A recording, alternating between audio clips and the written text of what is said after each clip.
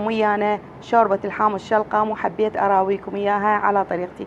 اليوم راح نسوي وياكم الشوربة من التفريزات اللي فرزناها وياكم.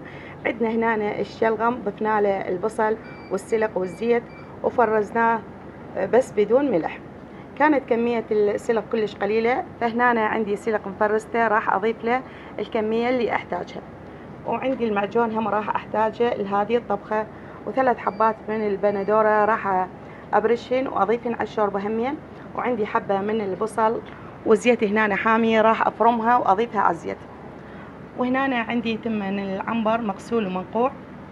وراح أحتاج لوصفتنا هذه كبة البرغل والجريش اللي فرزتها وياكم.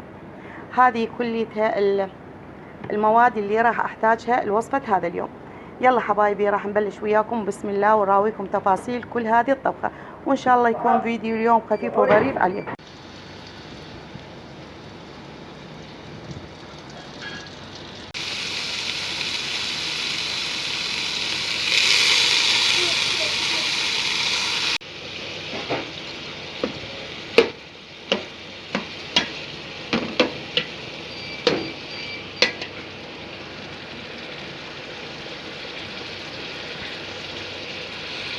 هنا حبايبي ضفنا التوابل، كانت عبارة عن كركم وكاري.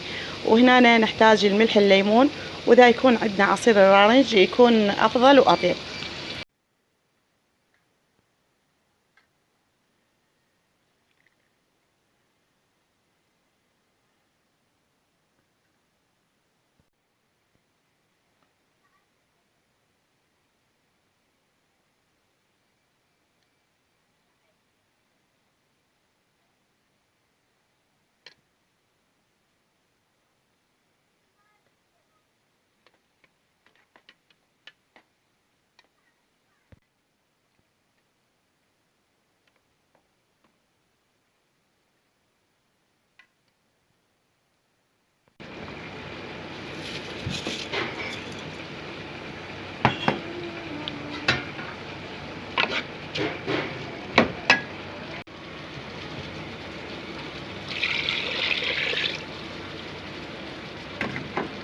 هنا أنا راح نضيف الملح، والملح دائما حسب الذوق والكمية.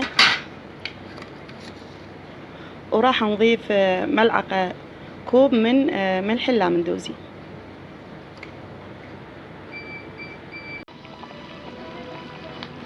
بعد ما بلشت الشوربة تستوي راح نبلش نسقط كبة البرغل وغلوة غلوتين، وراح نطفي تحتها.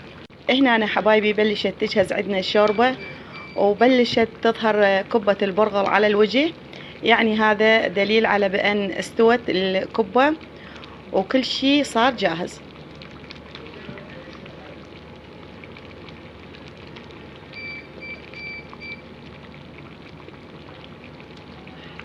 هسه راح نطفي تحتها ونراويكم شكلها النهائي بصحن. اللهم صل على محمد وآل محمد. هنا أنا جهز طبق الحامض الشلغم، تم تقديمه وتشكيله بهالشكل هذا بطريقة إن شاء الله تعجبكم وتنال رضاكم. هذا شكل النهائي حبايبي، وإن شاء الله تجربونه على طريقتي وينال إعجابكم ورضاكم، وإن شاء الله يكون فيديو اليوم خفيف وظريف عليكم. بالختام أترككم في حفظ الرحمن. يلا حبايب قلبي مع السلامة وباي باي.